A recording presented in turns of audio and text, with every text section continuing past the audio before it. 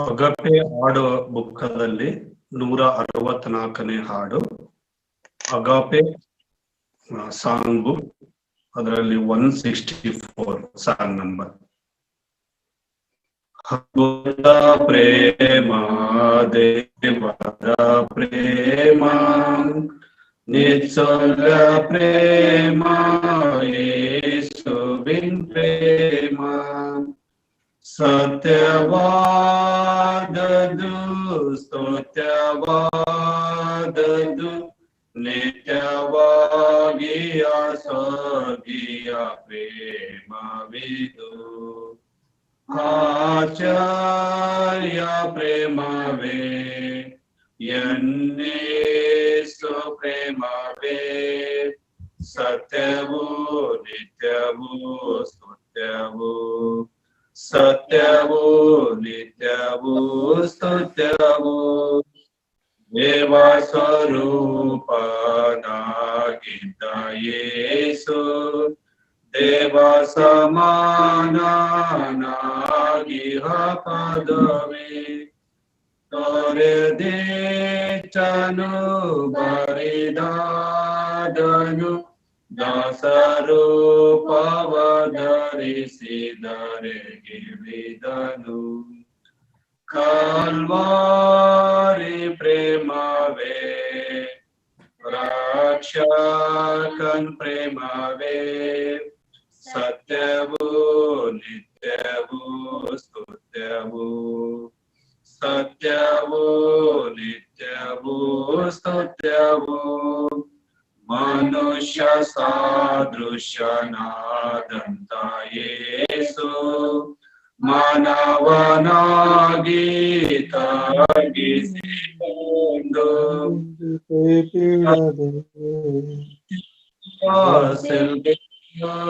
ಕ್ಷದಿ ತಾನು ತಾಳಿದ ತಗ್ಗಿಸಿ ವಿಧೇಯನಾಗಿ, ಗೋಲ್ಗಾತ ಯಜ್ಞವೇ ಆಚಾರ್ಯ ಪ್ರೇಮವೇ, ಸತ್ಯವೂ ನಿತ್ಯವೂ ಸ್ತುತ್ಯವೂ, ಸತ್ಯವೂ ನಿತ್ಯವೂ ಸ್ತುತ್ಯವೂ. Firstly, very thankful to the organizers for providing me this wonderful opportunity to share the God's word through this Zoom app. ಈ ಒಂದು ಕೂಟವನ್ನ ಆಯೋಜಿಸಿರುವಂತಹ ಆಯೋಜಕರಿಗೆ ನನಗೆ ಈ ಒಂದು ದೇವರ ವಾಕ್ಯವನ್ನ ಹಂಚಿಕೊಳ್ಳಲಿ ನಾನು ವಂದನೆಗಳನ್ನು ಸಲ್ಲಿಸುತ್ತೇನೆ. And I wish to share the greetings of my local assembly from Tornagal to all the believers who have joined this meeting virtually. ಮತ್ತು ತೋರಣಗಲ್ ಸ್ಥಳೀಯ ಸಭೆಯ ಪರವಾಗಿಯೂ ನಾವು ಈ ಕೂಟಕ್ಕೆ ಸೇರಿಕೊಂಡಿರುವಂತಹ ಎಲ್ಲ ಸಹೋದರ ಸಹೋದರಿಯರಿಗೆ ವಂದನೆಗಳನ್ನ ಮತ್ತು ಸ್ವಾಗತವನ್ನು ಬಯಸುವಂತವರಾಗಿದ್ದೇವೆ. As we all know, my topic of discussion would be ministers of Christ. ನನ್ನ ಈ ದಿನದ ಸತ್ಯವೇದ ದೇವರ ವಾಕ್ಯದ ಒಂದು ವಿಷಯ ಅದು ದೇವರ ಅಥವಾ ಕ್ರಿಸ್ತನ ಸೇವಕರು ಎಂಬುದಾಗಿ. If God willing, I would be discussing over this topic over 2 or 3 sessions. ನಾನು ಈ ಒಂದು ವಿಷಯದ ಕುರಿತಾಗಿ ಕ್ರಿಸ್ತನ ಸೇವಕರು ಎಂಬ ವಿಷಯದ ಕುರಿತಾಗಿ 2 ಅಥವಾ 3 ಸೆಷನ್ಗಳಲ್ಲಿ ನಿಮ್ಮೊಟ್ಟಿಗೆ ಮಾತಾಡುವಂತವನಾಗಿದ್ದೇನೆ.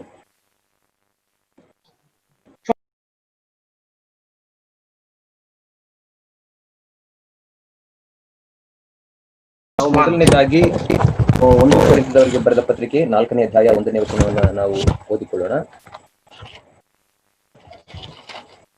Let a man so account of us as of the ministers of Christ and stewards of the mysteries of God.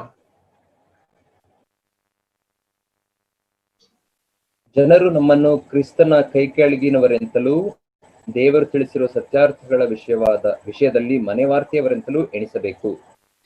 Here Paul addresses to the Corinthian believers as they have to consider him as ministers of Christ. ಇಲ್ಲಿ ಪೌಲನು ಕೊರಿಂಥದವರಿಗೆ ಬರೆಯುವಾಗ ಆತನು ಹೇಳುವವನಾಗಿರುತ್ತಾನೆ, ಕೊರಿಂಥದವರು ಪೌಲನನ್ನ ಮತ್ತು ಆತನ ಜೊತೆಯವರನ್ನ ಕ್ರಿಸ್ತನ ಸೇವಕರು ಎಂಬುದಾಗಿ ಪರಿಗಣಿಸಬೇಕು ಎಂಬುದಾಗಿ ಕೇಳುತ್ತಾನೆ. In general, if we ask any evangelist or any pastor, what is your occupation or what you are doing, they would say generally, I am in ministry, brother. ನಾವು ದೇವರ ಸೇವಕರನ್ನ ಮತ್ತು ಬೋಧಕರನ್ನ ಯಾರಾದರೂ ಸೇವೆಯಲ್ಲಿ ಇರುವಂತವರನ್ನ ಕೇಳುವಾಗ ನೀವು ಏನು ಕೆಲಸ ಮಾಡುತ್ತೀರಿ ಎಂಬುದಾಗಿ ಅವರು ಹೇಳುವಂತದ್ದು, ನಾನು ದೇವರ ಸೇವೆಯಲ್ಲಿ ಇದ್ದೇನೆ ಎಂಬುದಾಗಿ. This is a very common term in most of the Christian circles and very specifically in Brethren Assembly circles as well. ಈ ಒಂದು ಸೇವಕನು ಎಂಬುದಾಗಿ ಉಪಯೋಗಿಸಲ್ಪಡುವಂತಹ ಈ ಪದವು ಕ್ರೈಸ್ತರ ಮಧ್ಯದಲ್ಲಿ ಮತ್ತು ಸುವಾರ್ತಿಕರ ಮಧ್ಯದಲ್ಲಿ ಸಾಮಾನ್ಯವಾಗಿಯೇ ಉಪಯೋಗಿಸುವಂತಹ ಪದವಾಗಿದೆ. But do we truly understand the meaning of the term ministers of Christ? ನಾವು ದೇವರ ಅಥವಾ ಕ್ರಿಸ್ತನ ಸೇವಕರು ಎಂಬುದಾಗಿ ಹೇಳುವಾಗ ಆ ಪದದ ನಿಜವಾದ ಅರ್ಥವನ್ನು ನಾವು ಸರಿಯಾಗಿ ತಿಳಿದುಕೊಂಡಿದ್ದೇವಾ? We will be going to explore over this term for another 1 hour or so. ನಾವು ಈ ಒಂದು ಪದದ ಕುರಿತಾಗಿ ಇನ್ನು 1 ಗಂಟೆಗಳ ಕಾಲ ನಾವು ಕಲಿಯುವಂತವರಾಗಿರುತ್ತೇವೆ. In order to understand this context in which Paul addresses to the Corinthian assembly, we need to read 1 Corinthians chapter 3 as well. ನಾವು ಪೌಲನು ಕೊರಿಂಥ ಸಭೆಯವರಿಗೆ ಬರೆಯುವಾಗ ಈ ಪದ ಪ್ರಯೋಗದ ಕುರಿತಾಗಿ ನಾವು ಹೆಚ್ಚಾಗಿ ತಿಳಿದುಕೊಳ್ಳಬೇಕಾದರೆ 1 ಕೊರಿಂಥದವರಿಗೆ ಬರೆದ ಪತ್ರಿಕೆ 3ನೇ ಅಧ್ಯಾಯವನ್ನು ಕೂಡ ನಾವು ಓದಿ ತಿಳಿದುಕೊಳ್ಳಬೇಕಾಗಿದೆ. The believers in the Corinthian assemblies, they used to allude themselves or associate themselves with certain persons, like I am of Paul, I am of Apollos, I am of so and so, and something like that. ಕೊರಿಂಥ ಸಭೆಯಲ್ಲಿ ಇದ್ದಂತಹ ವಿಶ್ವಾಸಿಗಳು ಅವರು ತಮ್ಮನ್ನ ತಾವು ಕೆಲವು ವ್ಯಕ್ತಿಗಳೊಟ್ಟಿಗೆ ಗುರುತಿಸಿಕೊಳ್ಳಲು ಇಷ್ಟಪಡುವಂತವರಾಗಿದ್ದರು. ನಾನು ಪೌಲನವನು, ನಾನು ಅಪೊಲ್ಲೋಸನವನು, ನಾನು ಕ್ರಿಸ್ತನವನು, ನಾನು ಇಂತಹ ವ್ಯಕ್ತಿಯ ಕಡೆಯವನು ಎಂಬುದಾಗಿ ಹೇಳಿಕೊಳ್ಳುತ್ತಿದ್ದರು. Here Paul instructs them that it is wrong, and he also further elaborates that Paul, Apollos, or whoever they may be, are of the same platform. ಪೌಲನು ಅವರ ಈ ಒಂದು ತಪ್ಪಾದ ಅಭಿಪ್ರಾಯದ ಕುರಿತಾಗಿ ಅವರಿಗೆ ಸರಿಪಡಿಸುವವನಾಗಿ ಹೇಳುವಂತವನಾಗಿರುತ್ತಾನೆ. ನೀವು ಪೌಲನವನು, ಅಪೊಲ್ಲೋಸನವನು ಅಥವಾ ಬೇರೆಯ ಕಡೆಯವರು ಎಂಬುದಾಗಿ ನೀವು ಹೇಳಿಕೊಳ್ಳಬಾರದು ಎಂಬುದಾಗಿ ಅವರಿಗೆ ಹೇಳುತ್ತಾನೆ. And with that respect, he comes over to this first verse in chapter 4. We are all ministers of Christ. ಆ ರೀತಿ ಹೇಳುವವನಾಗಿ ಆತನು 4ನೇ ಅಧ್ಯಾಯದ 1ನೇ ವಚನಕ್ಕೆ ಆತನು ಬರುವಾಗ ನಾವೆಲ್ಲರೂ ಕ್ರಿಸ್ತನ ಮನೆಯ ವಾರ್ತೆಯವರು ಅಥವಾ ಕ್ರಿಸ್ತನ ಸೇವಕರು ಎಂಬುದಾಗಿ ಹೇಳುತ್ತಾನೆ. We are all ministers performing certain duties in the church of God. ನಾವೆಲ್ಲರೂ ದೇವರ ಸಭೆಯಲ್ಲಿ ಕೆಲಸ ಮಾಡುವಂತಹ ನಮಗೆ ಕೊಡಲ್ಪಟ್ಟಂತಹ ಕೆಲಸಗಳನ್ನು ಮಾಡುವಂತಹ ಸೇವಕರಾಗಿದ್ದೇವೆ. I just want to read chapter 3 verses 9 and 10 only. 1 Corinthians chapter 3 verse 9 and 10. ನಾವು 1ನೇ ಕೊರಿಂಥದವರಿಗೆ ಬರೆದ ಪತ್ರಿಕೆ 3ನೇ ಅಧ್ಯಾಯ 9 ಮತ್ತು 10ನೇ ವಚನವನ್ನು ನಾವು ಓದಿಕೊಳ್ಳೋಣ. For we are laborers together with God. You are God's husbandry, you are God's building.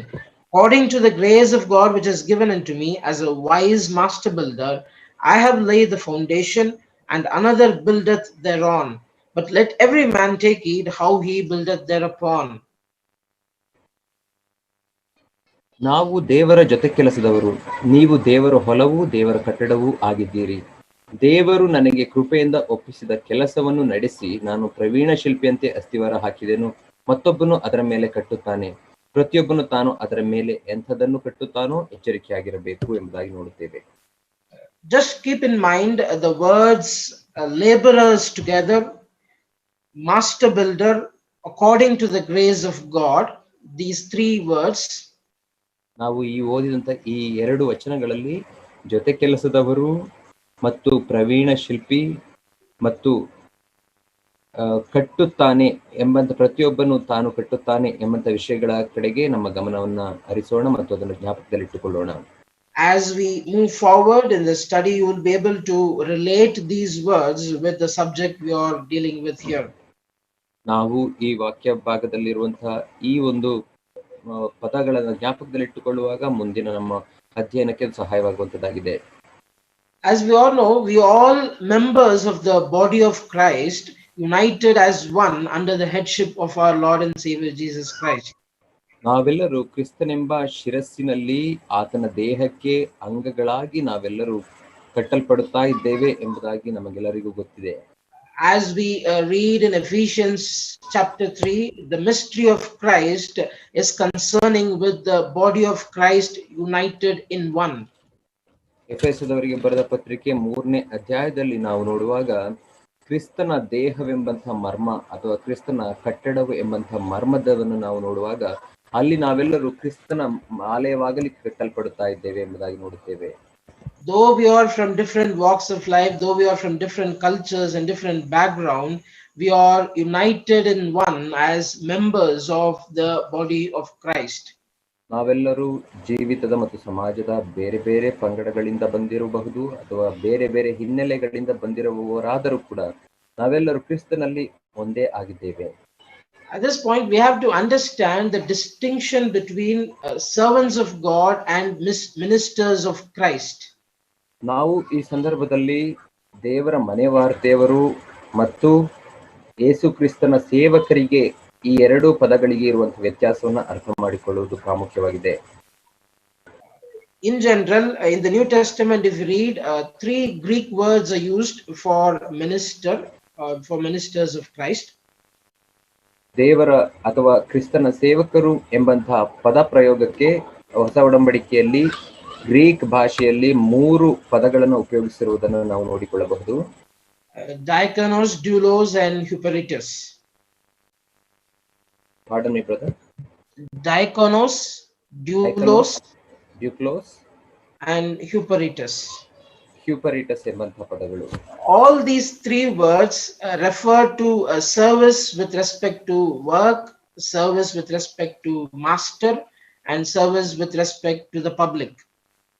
ಈ ಒಂದು 3 ಪದ ಪ್ರಯೋಗಗಳನ್ನು ನಾವು ನೋಡಿಕೊಳ್ಳುವಾಗ ಅದು ಕಟ್ಟಡವನ್ನು ಕಟ್ಟುವಂತಹ ಕೆಲಸಗಾರರು ಮತ್ತು ಯಜಮಾನನ ಅಡಿಯಲ್ಲಿ ಕೆಲಸಗಾರರು ಮತ್ತು ಸಮಾಜದಲ್ಲಿ ಸೇವಕರಾಗಿ ದುಡಿಯುವಂತಹವರು, ಈ 3 ಪದಗಳನ್ನ ಅದು ಈ 3 ಅರ್ಥಗಳನ್ನ ತಿಳಿಸುವಂತದ್ದಾಗಿದೆ. But we have to understand the distinction that in the New Testament writers have established between servants of God and ministers of Christ.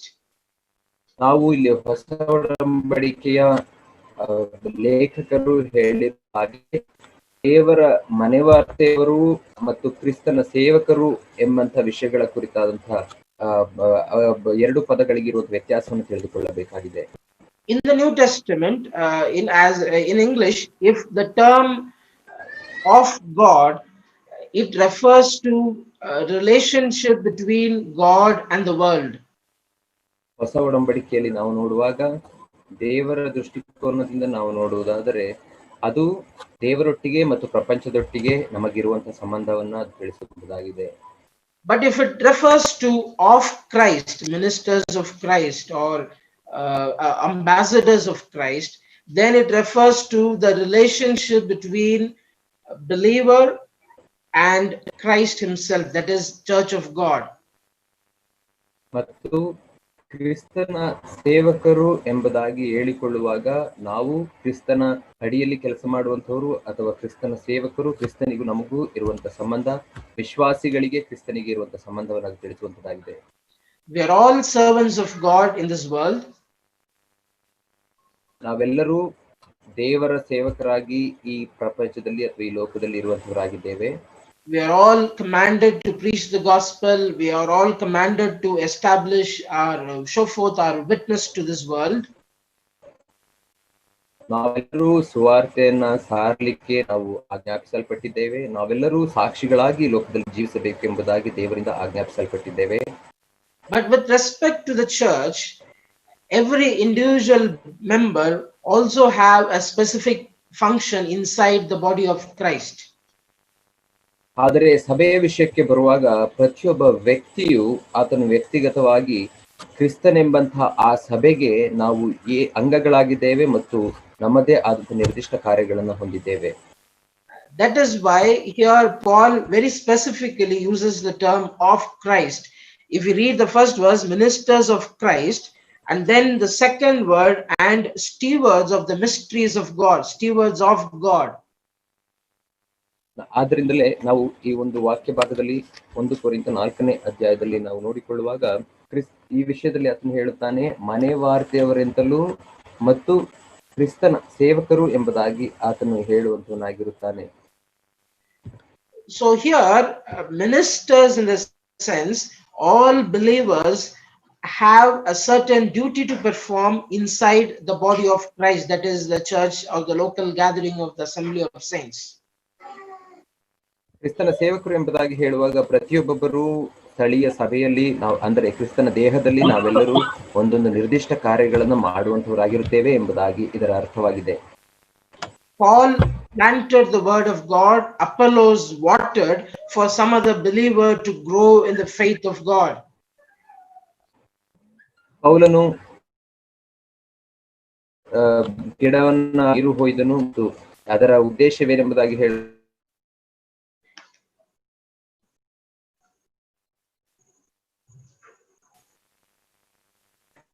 1 Corinthians 3:6. 1 ಕೊರಿಂಥ 3ನೇ ಅಧ್ಯಾಯ 6ನೇ ವಚನವನ್ನು ನಾವು ಓದಿಕೊಳ್ಳೋಣ. ನಾನು ಸಸ್ಯವನ್ನು ನೆಟ್ಟೆನು, ಅಪೊಲ್ಲೋಸ್ ನೀರು ಹೊಯ್ದನು, ಆದರೆ ಬೆಳೆಸುತ್ತಾ ಬಂದವನು ದೇವರು. So all members of the body of Christ have a specific function to perform inside the body of Christ. ಪ್ರತಿಯೊಬ್ಬ ವಿಶ್ವಾಸಿಗಳು, ದೇವರ ಮಕ್ಕಳು, ಅವರು ಸಭೆಯಲ್ಲಿ ತಮ್ಮದೇ ಆದಂತಹ ನಿರ್ದಿಷ್ಟ ಕಾರ್ಯಗಳನ್ನ ಮಾಡುವುದು ಅವರ ಕರ್ತವ್ಯವಾಗಿದೆ. In other way, if we could explain, all are office bearers of the church of Christ. ಅಂದರೆ ಇನ್ನೊಂದು ಅರ್ಥದಲ್ಲಿ ನಾವು ಹೇಳುವುದಾದರೆ, ನಾವೆಲ್ಲರೂ ಕ್ರಿಸ್ತನ ಸಭೆಯಲ್ಲಿ ಒಂದೊಂದು ಕೆಲಸ ನಿರ್ವಹಿಸಲಿಕ್ಕೆ ಅಥವಾ ಆಫೀಸ್ ಬೇರರ್ಸ್ ಎಂಬುದಾಗಿ ಹೇಳುವಾಗ ಕಾರ್ಯಗಳನ್ನ ಮಾಡಲಿಕ್ಕೆ ಇಡಲ್ಪಟ್ಟಂತಹ ವ್ಯಕ್ತಿಗಳಾಗಿದ್ದೇವೆ. In general, in various denominations, we have different designations in the Church of Christ. ನಾವು ಬೇರೆ ಬೇರೆ ಕ್ರಿಸ್ತಿಯ ಪಂಗಡಗಳಲ್ಲಿ ಮತ್ತು ಸಭೆಗಳಲ್ಲಿ ಒಬ್ಬೊಬ್ಬರಿಗೆ ಕೊಡಲ್ಪಟ್ಟಿರುವಂತಹ ಬೇರೆ ಬೇರೆ ಹೆಸರುಗಳನ್ನ ಅಥವಾ ಅಧಿಕಾರಗಳ ಕುರಿತಾಗಿ ನಾವು ನೋಡುವಂತವರಾಗಿದ್ದೇವೆ. We have elders, deacons, helpers, or whatever we call. ನಾವು ಸಭಾ ಹಿರಿಯರು, ಸಭಾ ಪಾಲಕರು ಅಥವಾ ಸಹಾಯಕರು ಎಂಬುದಾಗಿ ಅನೇಕ ಹೆಸರುಗಳಿಂದ ಕರೆಯುತ್ತೇವೆ. Please turn with me to 1 Corinthians chapter 12, verses 26 and 27. ನನ್ನೊಟ್ಟಿಗೆ ದಯಮಾಡಿ 1 ಕೊರಿಂಥ 12ನೇ ಅಧ್ಯಾಯ 26 ಮತ್ತು 27ನೇ ವಚನಕ್ಕೆ ತಿರುಗಿಸಬೇಕೆಂಬುದಾಗಿ ಕೇಳಿಕೊಳ್ಳುತ್ತೇನೆ. You could read, brother, verse 27. ನೀವು ಕ್ರಿಸ್ತನ ದೇಹವು ಮತ್ತು ಒಬ್ಬೊಬ್ಬರಾಗಿ ಅದಕ್ಕೆ ಅಂಗಗಳಾಗಿದ್ದೀರಿ. Verse 29 and 30. 29 ಮತ್ತು 30ನೇ ವಚನವನ್ನು ನಾವು ನೋಡಿಕೊಳ್ಳೋಣ. ಎಲ್ಲರೂ ಅಪೊಸ್ತಲರು, ಎಲ್ಲರೂ ಪ್ರವಾದಿಗಳು, ಎಲ್ಲರೂ ಉಪದೇಶಕರು, ಎಲ್ಲರೂ ಮಹತ್ ಕಾರ್ಯಗಳನ್ನು ಮಾಡುವವರು, ರೋಗ ವಾಸಿ ಮಾಡುವ ವರಗಳು ಎಲ್ಲರಿಗೂ ಉಂಟು, ಎಲ್ಲರೂ ವಾಣಿಗಳನ್ನಾಡುವರು, ವಾಣಿಯ ಅರ್ಥವನ್ನು ಹೇಳುವುದಕ್ಕೆ ಎಲ್ಲರಿಗೂ ಶಕ್ತಿ ಉಂಟು. Yes, are all elders, or all teachers, or all apostles, and if we consider our body, or all members are legs, or all members are hands, or all members are eyes. ಎಲ್ಲರೂ ಹಿರಿಯರಾಗಿದ್ದಾರಾ, ಎಲ್ಲರೂ ಅಪೊಸ್ತಲರಾಗಿದ್ದಾರಾ, ಎಲ್ಲರೂ ಪ್ರವಾದಿಗಳಾಗಿದ್ದಾರಾ, ಎಲ್ಲರೂ ಉಪದೇಶಕರಾಗಿದ್ದಾರಾ. ನಮ್ಮ ದೇಹದ ವಿಷಯದಲ್ಲಿ ಬರುವಾಗ ಎಲ್ಲರೂ ಕಾಲಾಗಿದ್ದಾರಾ, ಎಲ್ಲರೂ ಕೈಯಾಗಿದ್ದೇವಾ, ಎಲ್ಲರೂ ಕಣ್ಣಾಗಿದ್ದೇವಾ. Leg has a specific function to perform, hand has a specific function to perform, and eye has a specific function to perform in our body. ಕಾಲು ಒಂದು ಕೆಲಸವನ್ನು ಮಾಡಲಿಕ್ಕೆ, ಕೈ ಒಂದು ಕೆಲಸವನ್ನು ಮಾಡಲಿಕ್ಕೆ ಮತ್ತು ಕಣ್ಣು ಮತ್ತೊಂದು ಕೆಲಸವನ್ನು ಮಾಡಲಿಕ್ಕೆ ನಮ್ಮ ದೇಹದಲ್ಲಿ ಇಡಲ್ಪಟ್ಟಿದೆ. Similarly, the body of Christ, that is in the local assembly sitting or in the church of God, all individual members have a specific function or office or ministry to perform for the edification of the assembly. ಅದೇ ರೀತಿಯಲ್ಲಿ ಸ್ಥಳೀಯ ಸಭೆಯಲ್ಲಿ ಮತ್ತು ಕ್ರಿಸ್ತನ ಸಭೆಯಲ್ಲಿ ಕೂಡ ಪ್ರತಿಯೊಬ್ಬೊಬ್ಬರಾದಂಥ ನಾವು ನಮಗೆ ಕೊಡಲ್ಪಟ್ಟಂತಹ ಒಂದೊಂದು ಕಾರ್ಯಗಳನ್ನ ಹೊಂದುವಂತವರಾಗಿದ್ದೇವೆ. ನಮಗೆ ಕೊಡಲ್ಪಟ್ಟಂತಹ ಒಂದೊಂದು ನಿರ್ದಿಷ್ಟ ಕಾರ್ಯಗಳನ್ನು ನಾವು ಮಾಡುವವರಾಗಿ ದೇವರ ಮಹಿಮೆಗಾಗಿ ಮತ್ತು ಸಭೆಯ ಉಪಯೋಗಕ್ಕಾಗಿ ನಾವು ಮಾಡುವಂತವರಾಗಿರುತ್ತೇವೆ. All members or all believers have a specific function, and every believer can be called as a minister of Christ. ಎಲ್ಲಾ ವಿಶ್ವಾಸಿಗಳಿಗೂ ತಮ್ಮದೇ ಆದಂತಹ ಕೆಲಸಗಳು ಕೊಡಲ್ಪಟ್ಟಿದೆ ಮತ್ತು ಎಲ್ಲರೂ ಕೂಡ ಕ್ರಿಸ್ತನ ಸೇವಕರು ಎಂಬುದಾಗಿ ಕರೆಯಲ್ಪಡಬಹುದು. Not only Paul who planted the seed, not only Apollos who watered, but also people who have cleaned the ground, people who enabled for the growth of that particular member is a minister of Christ. ಕೇವಲ ಸಸ್ಯವನ್ನು ನೆಟ್ಟ ಅಪೊಲ್ಲೋಸನು ಮಾತ್ರವಲ್ಲ, ಪೌಲನು ಮಾತ್ರವಲ್ಲ, ನೀರನ್ನು ಹಾಕಿದ ಅಪೊಲ್ಲೋಸನು ಮಾತ್ರವಲ್ಲ, ಬದಲಾಗಿ ನೆಲವನ್ನ ಗುಡಿಸಿದಂತಹ ವ್ಯಕ್ತಿಯಿಂದ ಹಿಡಿದು ಪ್ರತಿಯೊಬ್ಬರೂ ಕೂಡ ಅವರು ತಮ್ಮ ತಮ್ಮ ಕಾರ್ಯಗಳನ್ನು ಮಾಡುವವರಾಗಿ ದೇವರ ಸೇವಕರಾಗಿದ್ದಾರೆ. But all these members or ministers can perform their individual responsibility only when they are enabled by the Holy Spirit of God. ಈ ಎಲ್ಲಾ ಸೇವಕರು ಅಥವಾ ವಿಶ್ವಾಸಿಗಳು ತಮಗೆ ಕೊಡಲ್ಪಟ್ಟಂತಹ ಕಾರ್ಯಗಳನ್ನ ಯಾವಾಗ ಮಾಡಲಿಕ್ಕೆ ಸಾಧ್ಯ ಎಂಬುದಾಗಿ ನೋಡುವಾಗ ಅದು ಪವಿತ್ರಾತ್ಮನಿಂದ ಅವರಿಗೆ ಆ ಒಂದು ವರದಾನವು ಕೊಡಲ್ಪಟ್ಟಾಗ ಅಥವಾ ಪವಿತ್ರಾತ್ಮನಿಂದ ಅವರು ಸಶಕ್ತರಾದಾಗ ಮಾತ್ರ ಅದನ್ನು ಮಾಡಲಿಕ್ಕೆ ಸಾಧ್ಯ. That is why, as Paul explains in chapter 12, the gifts of the Holy Spirit of God. ಆದ್ದರಿಂದಲೇ ಪೌಲನು 12ನೇ ಅಧ್ಯಾಯದಲ್ಲಿ ನಾವು ನೋಡುವಾಗ ಪವಿತ್ರಾತ್ಮನಿಂದ ಉಂಟಾಗುವ ವರಗಳ ಕುರಿತಾಗಿ ಆತನು ಮಾತನಾಡುತ್ತಾನೆ. As an individual member, as an individual believer in the Church of God, we are all entrusted with the gifts of the Holy Spirit of God. ನಾವೆಲ್ಲರೂ ವೈಯಕ್ತಿಕವಾಗಿ ಮತ್ತು ಕ್ರಿಸ್ತನೆಂಬಂತಹ ಆ ಅಂಗಕ್ಕೆ, ಆ ಒಂದು ದೇಹಕ್ಕೆ ಅಂಗಗಳಾಗಿ ನಮ್ಮೆಲ್ಲರಿಗೂ ಪವಿತ್ರಾತ್ಮನಿಂದ ವರಗಳು ಕೊಡಲ್ಪಟ್ಟಿದೆ. It is extremely important to understand the spiritual gifts of the Holy Spirit on a personal level so that we would be involved in the ministry for the edification of the fellow believers in our assembly. ನಾವು ವೈಯಕ್ತಿಕವಾಗಿ ನಮಗೆ ದೇವರಿಂದ ಪವಿತ್ರಾತ್ಮನ ವರಗಳು ಯಾವ್ಯಾವ ವರಗಳು ಕೊಡಲ್ಪಟ್ಟಿದೆ ಎಂಬಂತದನ್ನು ನಾವು ತಿಳಿದುಕೊಳ್ಳಬೇಕಾಗಿದೆ. ಯಾಕಂದರೆ ನಾವು ಜೊತೆ ಸಹೋದರರಿಗೆ ಮತ್ತು ಸಭೆಯ ಅಭಿವೃದ್ಧಿಗಾಗಿ ಮತ್ತು ಸಭೆಯ ಒಳಿತಿಗಾಗಿ ಆ ವಿಷಯಗಳನ್ನು ತಿಳಿದುಕೊಳ್ಳಬೇಕಾಗಿದೆ. It is our responsibility to sit before the feet of God and understand and know what is the gift that has been given to me to perform my ministry. ನಾವೆಲ್ಲರೂ ಕ್ರಿಸ್ತನ ಪಾದದ ಅಡಿಯಲ್ಲಿ ಮೊಣಕಾಲು ಊರಿಕೊಂಡು ನಮಗಾಗಿ ದೇವರು ಕೊಟ್ಟಿರುವಂತಹ ಆ ವರ ಯಾವುದು, ನಾನು ಯಾವ ಕಾರ್ಯವನ್ನ ಸಭೆಯಲ್ಲಿ ಮಾಡಬೇಕಾಗಿದೆ ಎಂಬುದಾಗಿ ನಾವೆಲ್ಲರೂ ತಿಳಿದುಕೊಳ್ಳಬೇಕಾದಂಥದ್ದು ನಮ್ಮ ಜವಾಬ್ದಾರಿ. As a guideline, we could read and understand in 1 Corinthians chapter 12, Romans chapter 12, and Ephesians chapter 4, wherein the gifts are explained by the Holy Spirit of God.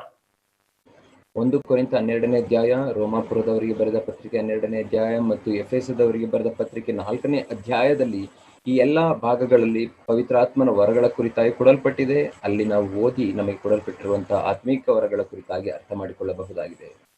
Just as Paul and Apollos, we are also fellow ministers of Christ in the assembly of God.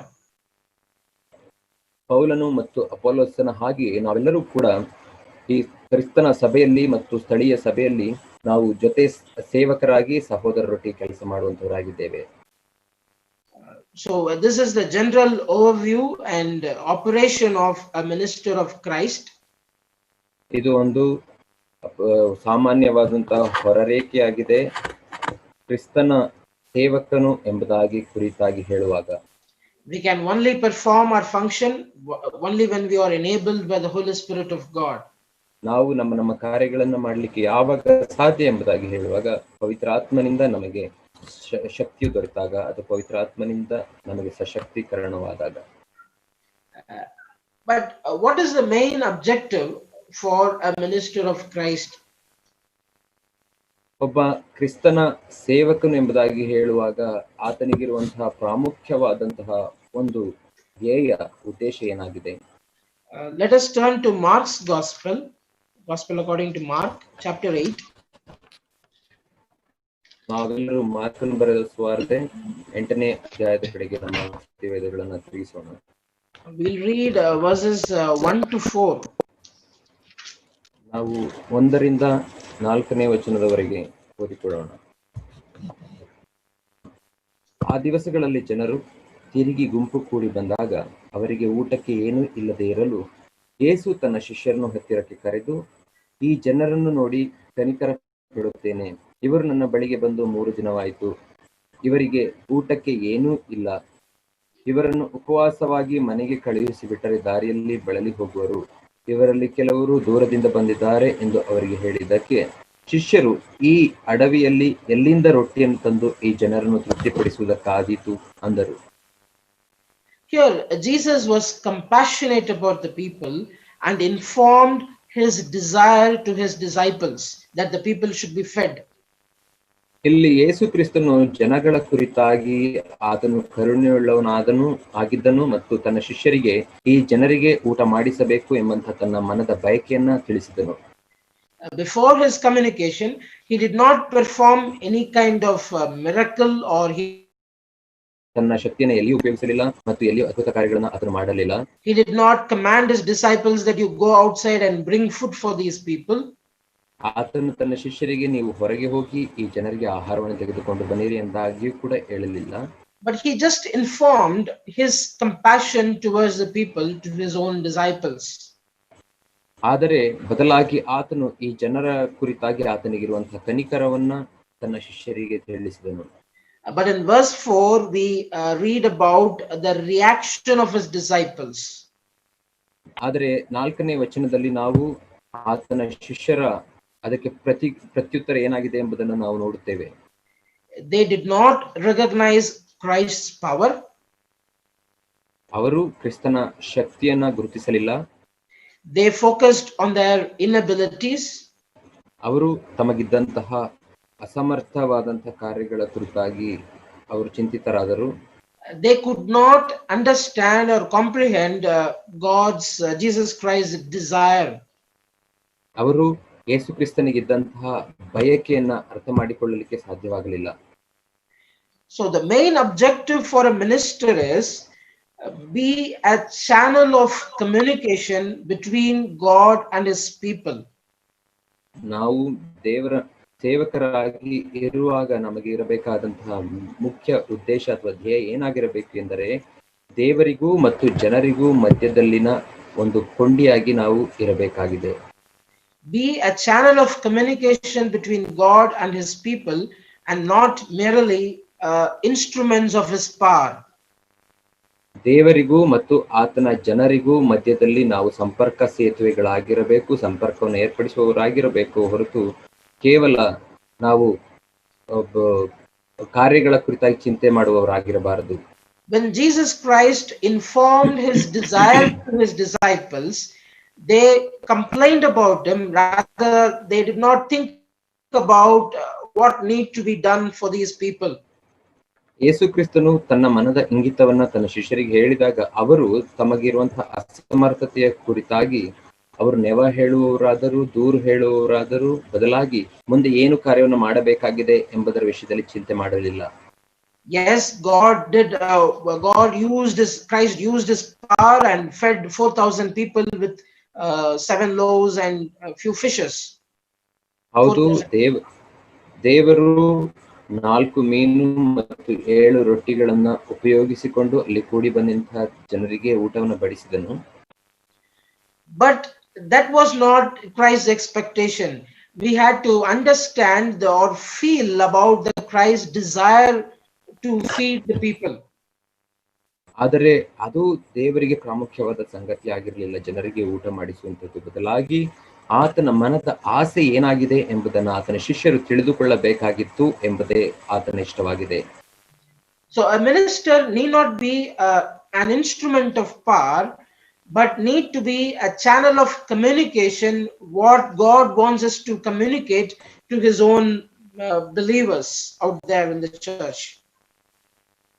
ಕೇವಲ ನಾವು ಅಧಿಕಾರವನ್ನು ಹೊಂದಿದವರಾಗಿ ಅಧಿಕಾರವನ್ನು ಸಾಧಿಸಲಿಕ್ಕೆ ಪ್ರಯತ್ನ ಪಡಬಾರದು. ದೇವರ ಸೇವಕರಾಗಿ, ಕ್ರಿಸ್ತನ ಸೇವಕರಾಗಿ, ಬದಲಾಗಿ ಕ್ರಿಸ್ತನು ತಾನು ತನ್ನ ಜನರಿಗೆ ಯಾವ ವಿಷಯಗಳನ್ನ ತಿಳಿಸಲಿಕ್ಕೆ ಇಷ್ಟಪಡುತ್ತಾನೆ, ಈ ವಿಷಯಗಳನ್ನ ಜನರ ಬಳಿಗೆ ತಲುಪಿಸಲಿಕ್ಕೆ ನಾವು ಸಂಪರ್ಕ ಸೇತುವೆಗಳಾಗಬೇಕು. So for this, the minister of Christ should the heart of the minister of Christ should be in sync with God's own heart. ಈ ರೀತಿ ನಾವು ದೇವರಿಗೂ ಮತ್ತು ಜನರಿಗೂ ಸಂಪರ್ಕ ಸೇತುವೆಯಾಗಬೇಕಾದರೆ ಕ್ರಿಸ್ತನೊಟ್ಟಿಗೆ ನಮ್ಮ ಹೃದಯವು ಅದು ಒಂದಾಗಿರಬೇಕು.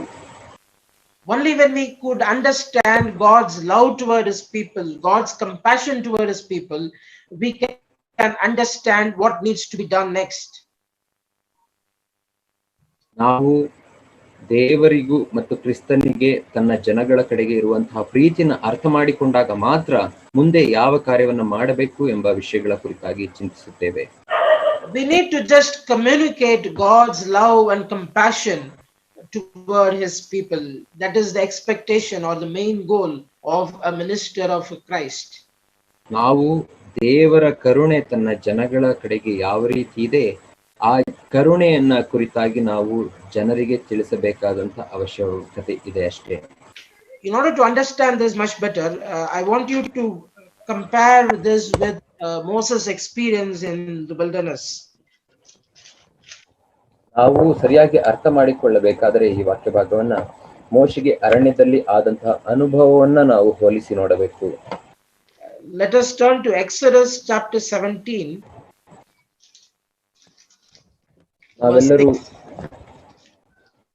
ವಿಮೋಚನೆ ಕಾಂಡ 17ನೇ ಅಧ್ಯಾಯ 6ನೇ ವಚನದ ಕಡೆಗೆ ನಮ್ಮ ಸತ್ಯವೇದಗಳನ್ನ ತಿರುಗಿಸೋಣ. Chapter 17, Exodus verse 6. ಅಲ್ಲಿ ಹೋರೇಬಿನಲ್ಲಿರುವ ಬಂಡೆಯ ಮೇಲೆ ನಾನೇ ನಿನ್ನೆದುರಾಗಿ ನಿಲ್ಲುವೆನು. ನೀನು ಆ ಬಂಡೆಯನ್ನು ಹೊಡೆದಾಗ ಅದರಿಂದ ನೀರು ಹೊರಡುವುದು, ಜನರು ಕುಡಿಯುವರು ಎಂದು ಮೋಶೆಗೆ ಅಪ್ಪಣೆ ಕೊಡಲಾಗಿ ಮೋಶೆ ಇಸ್ರಾಯೇಲ್ಯರ ಹಿರಿಯರ ಎದುರಿನಲ್ಲಿ ಹಾಗೆಯೇ ಮಾಡಿದನು. We all know this story. Here, this is the first instance of Moses bringing water out of the rock. ನಮ್ಮೆಲ್ಲರಿಗೂ ಈ ಒಂದು ಸಂಗತಿ ಗೊತ್ತಿದೆ. ಇದು ಪ್ರಪ್ರಥಮವಾಗಿ ಮೊದಲನೇ ಬಾರಿ ಮೋಶೆ ಬಂಡೆಯೊಳಗಿಂತ ನೀರನ್ನ ಬರಮಾಡಿದರ ಸಂಗತಿ ಇದಾಗಿದೆ. We also know some years later in Numbers chapter 20, Moses again brings water out of the rock. Pardon me, brother, I could not hear you. Would you please repeat it? Some years later, as we read in Numbers chapter 20, again Moses brings water out of the rock. Aranya Kanda 20ನೇ ಅಧ್ಯಾಯದಲ್ಲಿ ನಾವು ನೋಡುವಾಗ ಕೆಲವು ವರ್ಷಗಳ ನಂತರ ಮೋಶೆ ಮತ್ತೆ ಬಂಡೆಯಿಂದ ನೀರನ್ನ ಬರಮಾಡುವಂತವನಾಗಿರುತ್ತಾನೆ.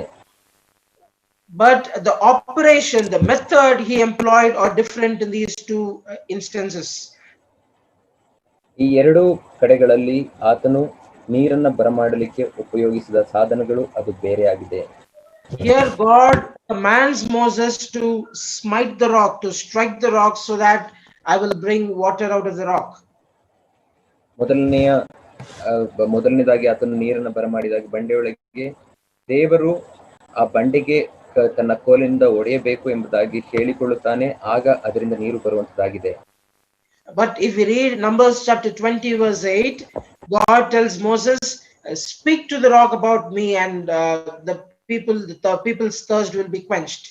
ಆದರೆ ಅರಣ್ಯಕಾಂಡ 20ನೇ ಅಧ್ಯಾಯ 8ನೇ ವಚನದಲ್ಲಿ ನಾವು ನೋಡುವಾಗ ನೀನು ಆ ಬಂಡೆಗೆ ಮಾತನಾಡು, ಆ ಬಂಡೆಯೊಳಗಿಂದ ನೀರು ಬರುವಂತದಾಗಿರುತ್ತದೆ ಮತ್ತು ಜನರು ತಮ್ಮ ದಾಹವನ್ನ ತೀರಿಸಿಕೊಳ್ಳಬಹುದು ಎಂಬುದಾಗಿ ಹೇಳುತ್ತಾನೆ. Here in the initial periods of leadership, God wants to demonstrate his power to the people of Israel through Moses.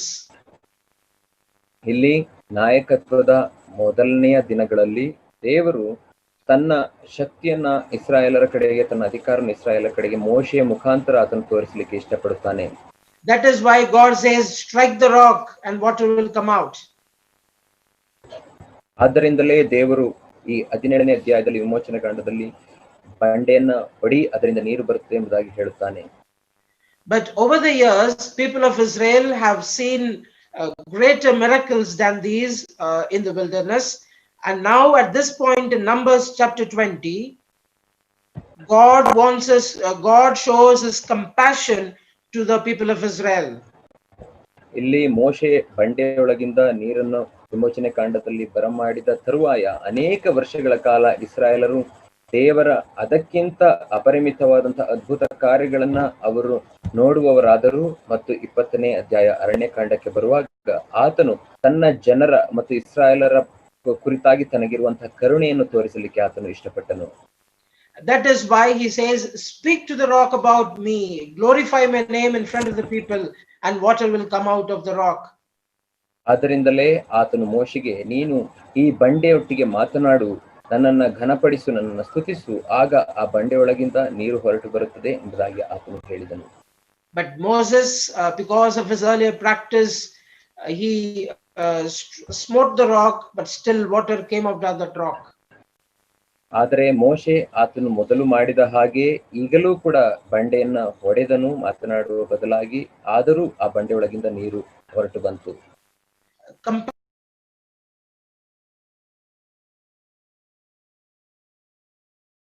Minister of Christ inside the church of God.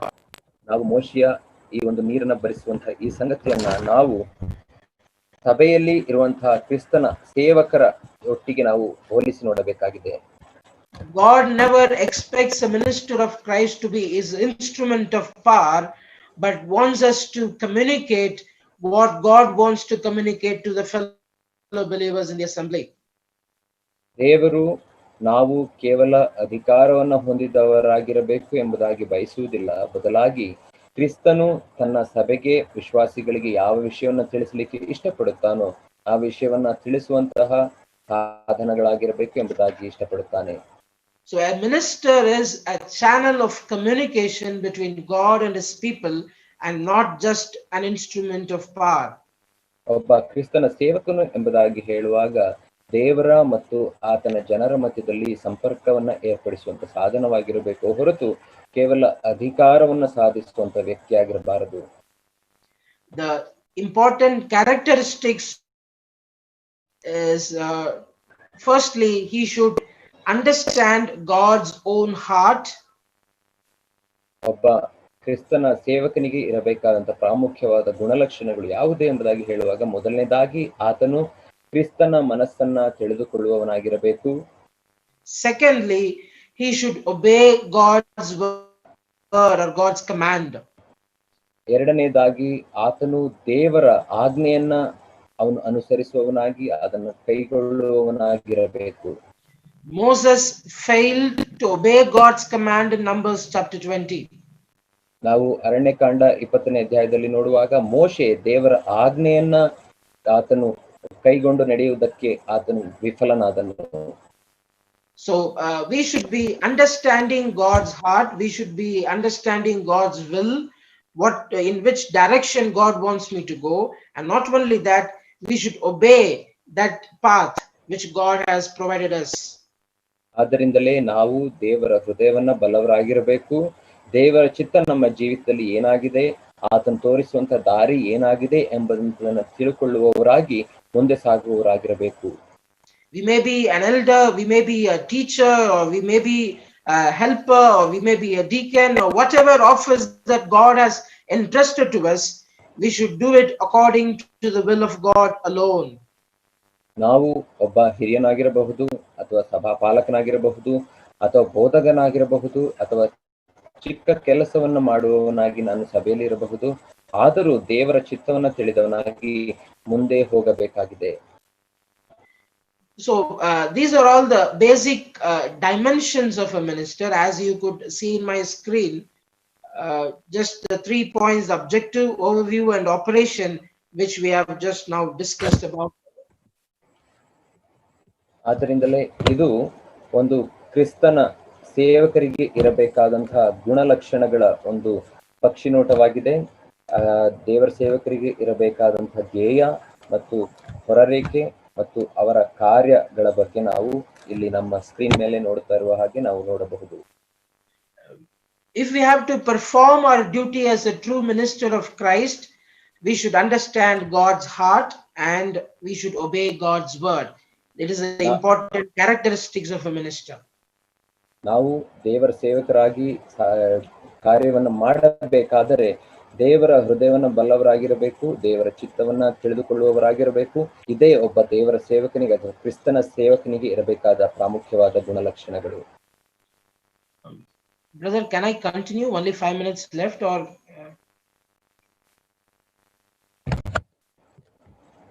Brother Pradeep ಅವ್ರು ಕಂಟಿನ್ಯೂ ಮಾಡ್ಬೋದಾ? ದೀಪಕ್ ಬ್ರದರ್, 5 ನಿಮಿಷ ಇದೆ ಅಷ್ಟೇನೆ. Okay, brother, you can go on for another 5 minutes. Okay, I will just bring out the challenges of minister, then we'll close. ಸಭಾ ಕ್ರಿಸ್ತನ ಸೇವಕನಿಗೆ ಬರುವಂತಹ ಆ ಒಂದು challenges ಅಂತಂದ್ರೆ, what are the challenges that a minister has to face in order to perform his duty? ಒಬ್ಬ ಕ್ರಿಸ್ತನ ಸೇವಕನಿಗೆ ಬರುವಂತಹ ಸವಾಲುಗಳ ಕುರಿತಾಗಿ ಆತನು ತನ್ನ ಸೇವೆಯ ಕಾರ್ಯದಲ್ಲಿ ನಾವು ನೋಡಿಕೊಳ್ಳೋಣ. I just want to bring before you 3 challenges which a minister might face. ಕ್ರಿಸ್ತನ ಸೇವಕನು ಎದುರಿಸಬಹುದಾದಂತಹ 3 ಆ ಒಂದು ಸವಾಲುಗಳನ್ನು ಕುರಿತಾಗಿ ನಾವು ನೋಡಿಕೊಳ್ಳೋಣ. We are all part of this world, so world imposes a lot of stress, a lot of pressure on us. ನಾವೆಲ್ಲರೂ ಈ ಲೋಕದ ಒಂದು ಅಂಗಗಳಾಗಿದ್ದೇವೆ ಮತ್ತು ಈ ಲೋಕದಲ್ಲಿ ಸಮಾಜದಿಂದ ನಮಗೆ ಅನೇಕ ಒತ್ತಡಗಳು ಬರುವಂತಹವುಗಳಾಗಿವೆ. There are various challenges to be addressed in order to perform our ministry to the fullest expectation. ನಾವು ನಮ್ಮ ಸೇವೆಯನ್ನ ಪರಿಪೂರ್ಣವಾಗಿ ಮಾಡಬೇಕಾದರೆ ಅನೇಕ ಸವಾಲುಗಳನ್ನು ಎದುರಿಸಬೇಕಾಗಿದೆ. But I just want to bring before you these 3 challenges. Pressure of presumption. ನಾನು ನಿಮ್ಮ ಎಲ್ಲರ ಗಮನವನ್ನ ಈ ಕೇವಲ 3 ಸವಾಲುಗಳ ಕುರಿತಾಗಿ ನಾನು ಹೇಳುವಂತನಾಗಿರುತ್ತೇನೆ. ಒಂದು, ಭಾವಿಸಿಕೊಳ್ಳುವ ಆ ಒಂದು ಸವಾಲು ಅಥವಾ ಭಾವಿಸಿಕೊಳ್ಳುವಂತಹ ಒತ್ತಡ. Then the pressure of performance. ಮತ್ತು ನಾವು ಕಾರ್ಯನಿರ್ವಹಿಸಬೇಕಾದಂತಹ ಒತ್ತಡ. And the pressure of proclamation. ಮತ್ತು ನಾವು ಸಾಕ್ಷಿಗಳಾಗಿ ಅಥವಾ ಆತನ ಸ್ವಾರ್ಥನ ಪ್ರಕಟಿಸಲಿಕ್ಕೆ ಇರುವಂತಹ ಒತ್ತಡದ ಕುರಿತಾಗಿ ನಾವು ನೋಡಿಕೊಳ್ಳುತ್ತೇವೆ. Just now we discussed about the Moses experience in bringing out water from the rock. ನಾವು ಈಗ ತಾನೇ ಮೋಶೆ ಆ ಒಂದು ಬಂಡೆಯಿಂದ ನೀರನ್ನ ತರುವಲಿಕ್ಕೆ ಆತನಿಗಾದಂತಹ ಅನುಭವದ ಕುರಿತಾಗಿ ನೋಡಿಕೊಂಡೆವು. In his initial period of life, Moses brought out water from the rock by striking it, and he quenched the people of Israel. ನಾವು ಅಲ್ಲಿ ಮೊದಲನೇದಾಗಿ ನೋಡಿಕೊಳ್ಳುವಾಗ ಮೋಶೆ ಆ ಒಂದು ಬಂಡೆಯ ಮೂಲಕ, ಬಂಡೆಯನ್ನು ಹೊಡೆಯುವುದರ ಮೂಲಕ ಆ ಒಂದು ನೀರನ್ನ ಬರಮಾಡಿದನು ಮತ್ತು ಜನರು ತಮ್ಮ ದಾಹವನ್ನು ನೀಗಿಸಿಕೊಂಡರು. But now at Numbers chapter 20, Moses is pressurized by the people of Israel to provide water, and he could not do he could not know what he had to do for quenching the thirst. ಆದರೆ ಅರಣ್ಯಕಾಂಡ 20ನೇ ಅಧ್ಯಾಯಕ್ಕೆ ಬರುವಾಗ ಇಸ್ರಾಯೇಲ್ ಜನರು ಆತನ ಮೇಲೆ ಒತ್ತಡ ಹೇರಿದ್ದರಿಂದ ತಾನು ಏನು ಕಾರ್ಯವನ್ನು ಮಾಡಬೇಕಾಗಿದೆ ಈ ಜನರ ದಾಹವನ್ನು ನೀಗಿಸಲಿಕ್ಕೆ ಎಂಬುದಾಗಿ ಆತನು ಮರೆತು ಬಿಟ್ಟನು. Though God commanded to speak to the rock, because of our external pressure and stress, and in order to maintain his earlier performance, he just smote the rock. ಆತನು ಜನರ ದಾಹವನ್ನು ತೀರಿಸಲಿಕ್ಕೆ ಜನರಿಂದ ಬಂದಂತಹ ಒತ್ತಡದಿಂದ ಆತನು ದೇವರು ಆ ಬಂಡೆಗೆ ಅಪ್ಪಣೆ ಕೊಡು ಎಂಬುದಾಗಿ ಹೇಳಿದರೂ ಕೂಡ ಆತನ ಮೇಲಿದ್ದಂತಹ ಒತ್ತಡ ಮತ್ತು ಆತನು ಹಿಂದೆ ಆ ಬಂಡೆಯನ್ನು ಹೊಡೆದು ನೀರನ್ನ ಬರಮಾಡಿದ್ದ ಆ ಒಂದು ಒತ್ತಡದಿಂದ ಆತನು ಆ ಬಂಡೆಗೆ ಮತ್ತೆ ಹೊಡೆದನು, ಅದಕ್ಕೆ ಮಾತನಾಡುವ ಬದಲು. This may be a case in our local assemblies as well. ಇದು ನಮ್ಮ ಸ್ಥಳೀಯ ಸಭೆಗಳಲ್ಲಿಯೂ ಕೂಡ ನಮಗಿರುವಂತಹ ಅನುಭವವಾಗಿರಬಹುದು. In order to match my earlier performance, I may twist the word of God, and I may not tell the truth, or I may not be an exact communicator as God wanted me to do. ನಾನು ನನ್ನ ಹಿಂದಿನ ಆ ಒಂದು ಕಾರ್ಯಶ್ರಮತೆ ಆ ಕುರಿತಾಗಿ ನನಗೆ ಇರುವಂತಹ ಆ ಒಂದು ಒತ್ತಡದಿಂದಾಗಿ ನಾನು ದೇವರ ವಾಕ್ಯವನ್ನು ತಿರುಚುವವನಾಗಿ ಅದನ್ನು ಸರಿಯಾಗಿ ನಮ್ಮ ಸಭೆಗೆ ಅಥವಾ ವಿಶ್ವಾಸಿಗಳಿಗೆ ತಿಳಿಸಿದವನಾಗಿರಬಹುದು. So we will discuss about these challenges in the next session. But in general, the main overview of a minister is all believers are ministers of Christ, and we are enabled by the Holy Spirit of God to perform his ministry in the right manner. ನಾವು ಕ್ರಿಸ್ತನ ಸೇವಕರು ಕುರಿತಾದಂತಹ ಈ ಒಂದು ಅವನಿಗಿರುವಂತಹ ಸವಾಲುಗಳನ್ನ ಮುಂದಿನ ದಿನಗಳಲ್ಲಿ ನಾವು ನೋಡಿಕೊಳ್ಳೋಣ. ಆ ಒಂದು ಪಕ್ಷಿ ನೋಟವನ್ನ ಈ ದಿನ ನಾವು ನೋಡಿದೆವು. ಮುಂದಿನ ದಿನದಲ್ಲಿ ಇನ್ನೂ ಹೆಚ್ಚಾಗಿ ಅದರ ಕುರಿತಾಗಿ ನೋಡಿಕೊಳ್ಳೋಣ. It is the duty of every believer to understand the gift which has been given by the Holy Ghost to perform his ministry. ಪ್ರತಿಯೊಬ್ಬ ವಿಶ್ವಾಸಿಗಳಿಗೂ ಪವಿತ್ರಾತ್ಮನಿಂದ ದೇವರ ಸೇವೆಗೆ ಅಥವಾ ಕ್ರಿಸ್ತನ ಸೇವೆಯನ್ನ ಮಾಡಲಿಕ್ಕೆ ಕೊಡಲ್ಪಟ್ಟಿರುವ ಪವಿತ್ರಾತ್ಮನ ವರಗಳನ್ನ ತಿಳಿದುಕೊಳ್ಳುವುದು ಕರ್ತವ್ಯವಾಗಿದೆ. Let God enable us to understand our office, our individual office in the Church of God, and let God's presence overshadow us so that his name would be glorified and the church would be edified according to his will. ದೇವರು ನಮ್ಮೆಲ್ಲರಿಗೂ ಕ್ರಿಸ್ತನ ಸಭೆಯಲ್ಲಿ ಕೊಡಲ್ಪಟ್ಟಿರುವಂತಹ ಜವಾಬ್ದಾರಿಗಳ ಕುರಿತಾಗಿ ಅರ್ಥ ಮಾಡಿಕೊಳ್ಳುವಂತಹ ಶಕ್ತಿಯನ್ನ ಪವಿತ್ರಾತ್ಮನ ಮೂಲಕ ಕೊಡಲಿ. ಅದರಿಂದ ಸಭೆಗೆ ಮತ್ತು ದೇವರಿಗೆ ಮಹಿಮೆ ಉಂಟಾಗಲಿ. Let God's name be glorified. Thank you. ದೇವರ ನಾಮಕ್ಕೆ ಸ್ತೋತ್ರವಾಗಲಿ.